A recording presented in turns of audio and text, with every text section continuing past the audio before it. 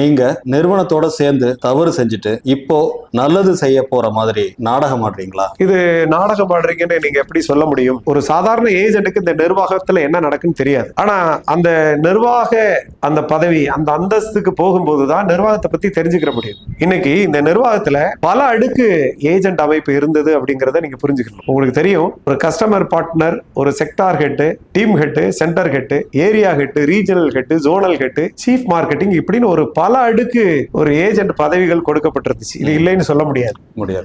நான் கஸ்டமர் பார்ட்னராக இணைந்து நான் ஏறக்குறைய 6-7 வருடங்களுக்கு பிறகுதான் நான் ஜோனல் ஹெட் என்ற அந்தஸ்துக்கு வரேன். அந்த அந்தஸ்துக்கு வரும்போதுதான் எனக்கு நிர்வாகத்தினுடைய உண்மை தன்மை எனக்கு தெரியுது, அங்க குறைபாடுகள் இருக்குன்னு தெரியுது. அது வரைக்கும் இப்ப எப்படி எங்களுக்கு எதுவுமே தெரியாதுன்னு கீழே உள்ள கீழ் படிநிலையில உள்ள ஏஜென்ட்கள் சொல்லுகிறார்களோ அதே போன்ற நிலைமைதான். அந்த குறைபாடுகள் தெரியும் போது அதை கண்டிக்கிறேன், அதை மாற்ற வேண்டும் என்று எவ்வளவு வகையிலே முயற்சி செய்தேன். ஆனால் அது முடியவில்லை. இதை நான் கீழே இருக்கக்கூடிய வாடிக்கையாளரிடமோ கீழே இருக்கக்கூடிய கீழ்நிலை ஏஜென்ட்களிடமோ எப்படி சொல்ல முடியும்? ஒரு நிர்வாக பொறுப்பில் அந்த வரிசையில் இருக்கக்கூடிய நான் இந்த நிர்வாகம் சரியில்லை என்று நான் பரப்பினேன் என்றால், ஒருவேளை நான் சொன்னதினால் இந்த நிறுவனத்தின் மேல் புகார்கள் எழுந்து அது மூடப்பட்டால் என் மேல் தானே இந்த பழி வரும். அதற்கு பதிலாக இந்த நிறுவனத்தினுடைய நிர்வாகத்தை மாற்ற முயற்சிப்பது தானே சரி. அதற்காக போராடினேன். அதற்கான விழிப்புணர்வை அடிப்படை ஏஜென்ட்கள் வரை நான் கொண்டு சென்றேன். எப்படியாவது, ஏன்னா இது பறந்து விரிந்து பல்வேறு பட்ட மக்கள் இந்த முதலீடுகளை கொடுத்து விட்டார்கள்.